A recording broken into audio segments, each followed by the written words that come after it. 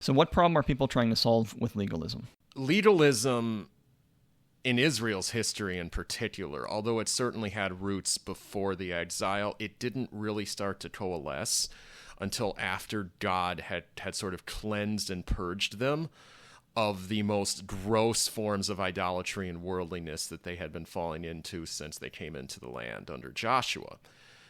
And I think that tells us that legalism is kind of a next step in a culture's or a person or a community's development. If they leave gross forms of worldliness, but they don't come to an understanding of the true principles of salvation, legalism is where they end up.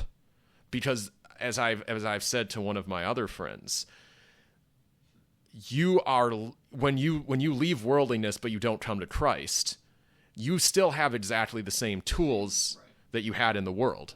So the problem can't be solved like that. Right. So we have a problem. Humanity has a corruption problem. And that is pretty undeniable. But if you look at human history and if you look at yourself, you're going to notice that there's stuff in there that is just really messed up. That is humanity's problem. Where, someone that I was recently talking, it was a Buddhist actually that I was talking to. He said that humanity is its own biggest problem. And to a large extent, he's right.